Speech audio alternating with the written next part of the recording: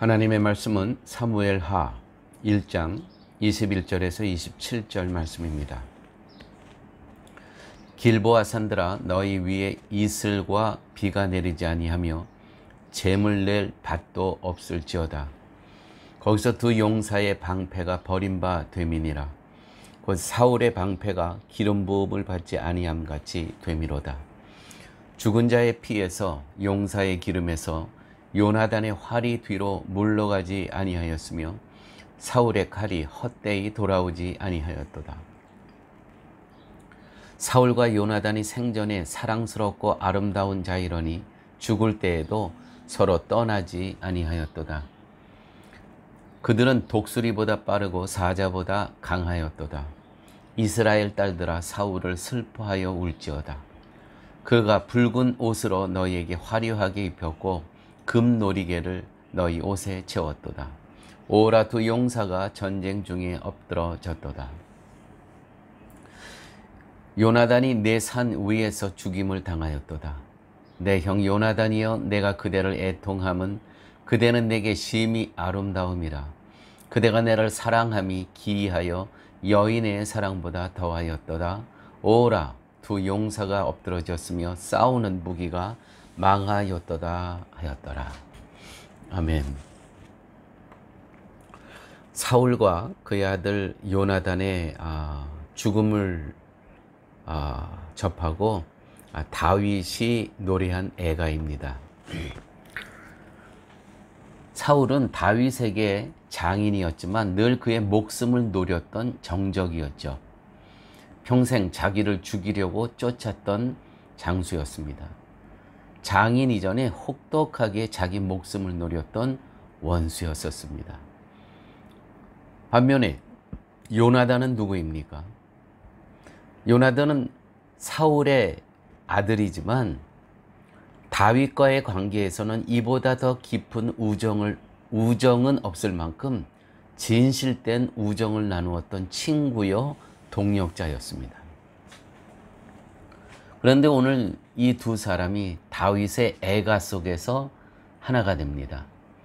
비통과 애통과 죽음이 이 다윗의 애가 속에서 용해됩니다. 다시 말씀드려서 다윗이라는 한 신학자의 신학 안에서 다 용해가 되었다는 것이죠. 원수도 사랑하는 이도 무의미해져 버리고 하나가 되었다는 것입니다. 하나님의 주권적 섭리 아래서 하나님의 주인 되신 그 나라 안에서 하나가 되었다는 말씀입니다. 뿐만 아니라 오늘 이 다윗의 애가는 또 다른 메시지가 있습니다. 우리가 나치즘 또한 파시즘, 일본 군국주의 이러한 사례와 폐해가 그 국가에 미치는 영향은 대단합니다. 이걸 국가주의, 군국주의 또는 제국주의라고 하지요.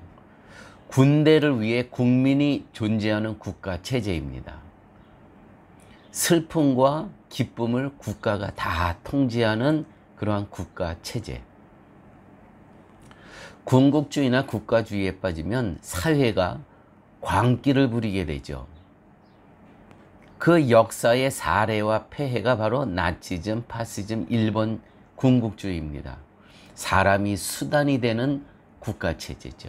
사람이 목적이 되는 것이 아니고요. 사람이 수단이 되는 국가체제입니다. 그러나 하나님의 나라는요. 개인의 감정을 드러내는 자유함이 있다는 것이죠.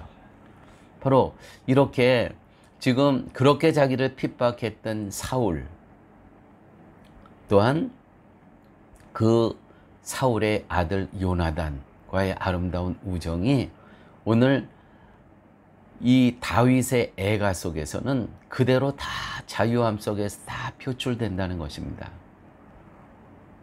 누구의 억압도 누구의 통제도 없이요. 다윗은 그대로 다 그대로 다 감정을 표현하고 있다는 것입니다. 이것이 건강한 개인이고요. 건강한 공동체라고 말할 수 있겠습니다. 교회 여러분, 가장 건강한 공동체는요, 한 개인의 비통함을 함께 아파해 줄 수 있는 그러한 공동체가 정말 건강한 공동체입니다. 이 애통이 이 공동체의 파장이 되고 또 사회적 파장이 되고 나라의 슬픔이 되어서 이 온 나라가 함께 어떤 사건에 대해서 함께 아파하고 울어줄 수 있고 애통해할 수 있는 건 이건 굉장히 귀한 건강한 공동체라고 말씀드릴 수 있겠습니다. 교회가 이래야 됩니다. 어떤 한 사람이 아픔이 있는데 그냥 그 사람의 아픔, 그 사람에게 떠맡기고 나머지 다른 사람들에게는 아무 관계가 없다면 그건 정말 건강하지 못한 공동체라고 말할 수 있겠습니다.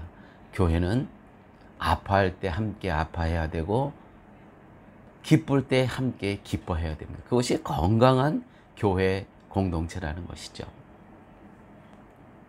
슬픔, 또 탄식, 이런 인간의 감정들은 정말 우리의 그 인간의 가장 밑바닥에 있는 우리의 절망과 패배와 한계가 드러나게 하는 것. 이 자유로움 속에서 이것이 그 억제가 안 되고 억압하지 않고 자연히 표현될 수 있는 것. 그래서 이 모든 감정이 녹아져 시어로 표현할 수 있는 그러한 공동체. 이건 굉장히 건강한 공동체라는 것입니다. 이와 같은 감정들이 결국 하나님께로 향한다는 것이죠. 하나님께로. 그래서 그 하나님께로 향해서 또 하나님께서 주는 위로로 회복되는 그러한 공동체. 이게 바로 교회 공동체라는 것입니다. 또한 일반 사회도 마찬가지입니다. 이 우리의 모든 감정, 절망, 탄식 이런 것들이 자유롭게 표현될 수 있는, 그래서 이것이 바로 인간의 자유함이죠. 그 인간의 자유함을 통해서 인간성이 회복되죠. 그래서 문학과 예술은 정말 소중한 것입니다. 우리 성도들에게도요, 이러한 그 문학과 예술, 우리가 성경만 읽으면 안 됩니다. 물론 성경은 기본이 되어야 되지만 성경에 몰입해서 다른 문학적이고 예술적인 것을 등한시하고 무시하게 되면 그거는 전혀 하나님께서 이 세상을 창조하신 하나님의 뜻하고는 너무 멀리 나가 있다는 것이죠. 다윗의 애가를 통해서 오늘 그런 것들을 배우고 있는 것입니다. 다윗의 애가는 시 아닙니까? 시편이 중요한 겁니다. 시.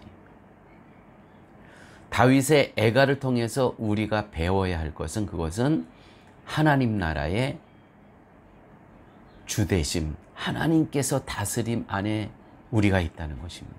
그 하나님 나라의 주권적 섭리를 바라보는 다윗의 이 신학적 통찰력을 통해서 거기에는 원수도 대적도 친구도 무의미해진다는 거예요. 전부 누구의 통치 아래 놓여진다는 그림입니까? 하나님의 주권 안에, 하나님의 다스림 안에 다 놓여진다는 것이라는 것입니다. 우리가 하나님의 주권 아래 순종하기 시작할 때 미움이 사라지고 불만이 사라집니다. 나와 대립각을 향해 있던 모든 그 장벽들이 무의미해지고 무너질 수밖에 없다는 것이죠.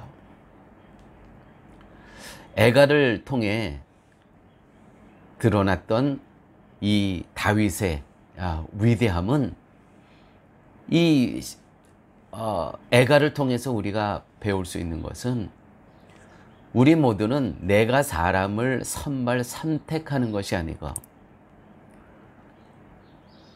하나님 나라의 주권적 다스림 안에 우리 모두가 모여 있다는 것입니다. 이것이 교회가 되어야 된다는 것입니다.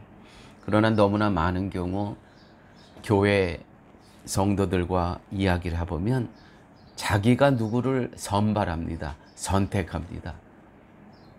그거는 매우 잘못된 교회관입니다. 우리는 하나님께서 모아주시고 하나님께서 보내주신 그 모든 하나님의 권속들을 내 눈으로, 나의 주관적인 판단으로 그 사람들을 선택하는 것이 아니고요. 하나님께서 보내주신 모든 하나님의 백성들은 이 안에서, 복음 안에서 다 용해가 되어서 우리가 하나님의 나라를 이루어 가야 된다는 것입니다.